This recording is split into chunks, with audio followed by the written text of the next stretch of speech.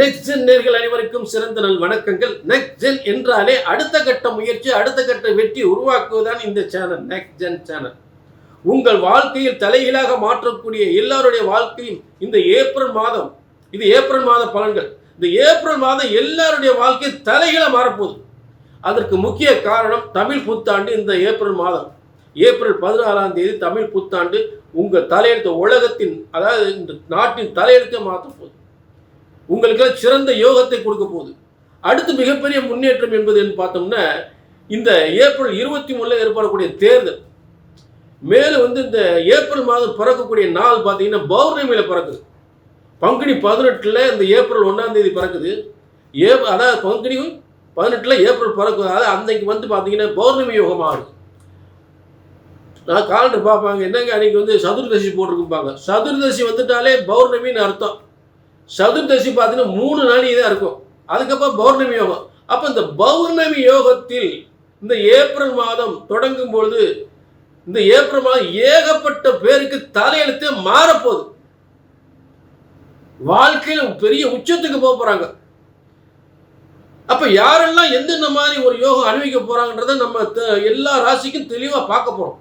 ஒவ்வொரு ராசிக்கும் தெளிவான யோகங்களை இந்த ஏப்ரல் மாத யோகங்களை நிச்சயமா அடிச்சு சொல்ல போறேன். ஆச்சரியமா இருக்கும், அற்புதமா இருக்கும். புரிஞ்சுட்டீங்களா? அது என்னன்னா, ஜோதிட சாஸ்திரம் என்பது இறைவனால் படைக்கப்பட்டது என்பது மட்டும் தெரிஞ்சுக்கோங்க. ஏசுன்னு சொல்லிட முடியாது. இங்க கிரக கட்டங்கள் இருக்கு. இறைவனா பிரம்மனால் படைக்கப்பட்ட ஜோதிட சாஸ்திரம். ஜோதிட சாஸ்திரம் என்பது இறைவனால் படைக்கப்பட்டது. ஒருபோதும் தப்புவதில்லை, தவறுவதில்லை. எல்லாமே தலை எழுத்துன்னு எழுதியிருக்காரு, நம்ம தலையெழுத்த. அப்போ உங்க ஒவ்வொருடைய தலையெழுத்து எப்படி இருக்கு அப்படின்றத உங்க சுய ஜாதகம் தான் தெளிவா சொல்லுன்றத தெளிவா தெரிஞ்சுக்குங்க. அப்ப இங்க சொல்லக்கூடிய பலன்கள் பொது பலன்கள். இதுல எந்த அளவுக்கு உங்களுக்கு நடக்க போகுது அப்படின்றத உங்க தலையெழுத்த எழுதியிருக்கார் பிரம்மன். ஆக பிரம்மனால் எழுதப்பட்ட தலையெழுத்து ஒருபோதும் தப்புவதில்லை, தவறுவதில்லை. அதை சரியாக கணித்தால், உங்கள் ஜாதகத்தை சரியாக கணித்தால் சரியாக நடக்கும். உங்கள் யோகங்கள் வெற்றியாக உறுதியாக அமையும். நீங்க செய்ய வேண்டிய கீழே நம்பர் நோட் பண்ணிட்டு ஒரு அப்பாயின்மெண்ட் வாங்கி, அதான் ஏப்ரல் மாத பலன்கள் விருச்சிக ராசி எப்படின்னு பார்ப்போம்.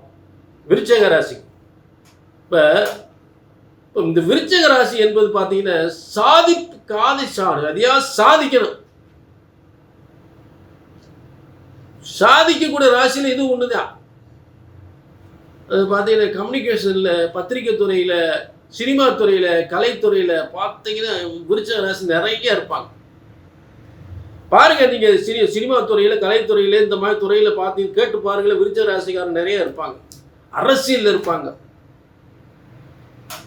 அது சாதிக்கணும்னு நினைப்பாங்க. அப்படிப்பட்ட சாதிக்கக்கூடியவர்களுக்கு நல்ல கிரக அமைப்பு அமைஞ்சிருக்கு.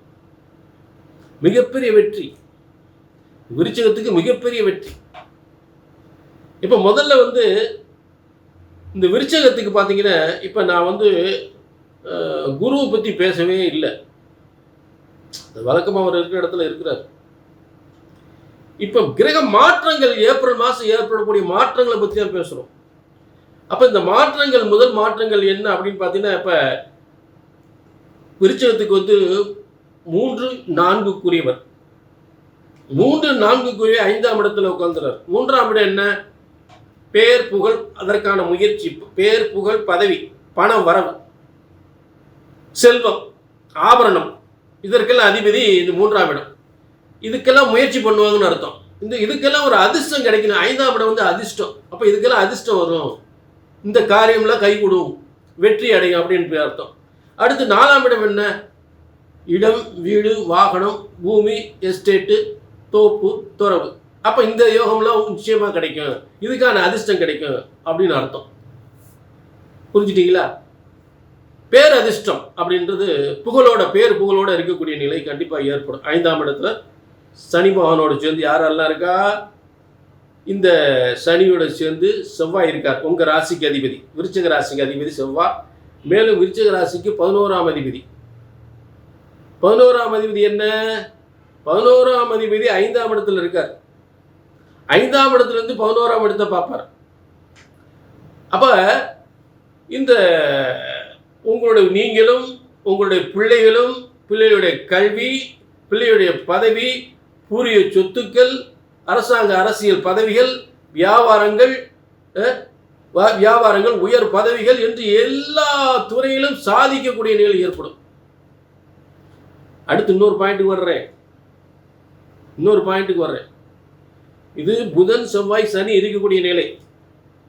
புதன் பாக்கிய அது உங்களுக்கு அட்டமாதிபதியாகி 11 லாபாதிபதியாகிறாரு.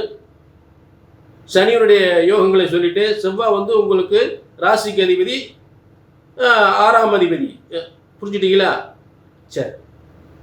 ஆக இப்படிப்பட்ட யோகம் இருக்கக்கூடிய புதன் சனி செவ்வாய் யோகத்தை பார்த்தாச்சு. அடுத்து மிகப்பெரிய யோகம் உங்களுக்கு 7ஆம் இடத்துல ஒரு 7ஆம் இடம் வெற்றி அடைந்தால், இப்ப 8ஆம் இடம் திடீர் அதிர்ஷ்டம், எதிர்பாராத செல்வம். 7ஆம் இடம் நமக்கு ஒரு கூட்டு வெற்றி, ஒரு நண்பனால், மனைவியால், கணவனால், அதே நேரத்தில் அரசாங்கத்தால், அரசியலால், வியாபாரத்தால், வருமானத்தால் மிகப்பெரிய செல்வம், மிகப்பெரிய எதிர்பாராத வருமானங்கள், எதிர்பாராத முன்னேற்றங்கள். இப்ப சரியான நேரத்தில் இதை பண்ணிருக்க. அதாவது நண்பனோ மனைவியோ இல்லை யாராவது ஒரு நெருங்கிய உறவினர்களோ நட்பு முறையிலோ ஒரு தொழில் ரீதியான ஒரு வெற்றியை அவங்க மூலம் ஏற்படக்கூடிய ஒரு முக்கியமான காரியம், மிகப்பெரிய காரியம் வெற்றி அடையும். அந்த வெற்றியால் உலக புகழ், உலக சாதனை, ஒரு வெற்றி உலக சாதனை, உலக புகழ்.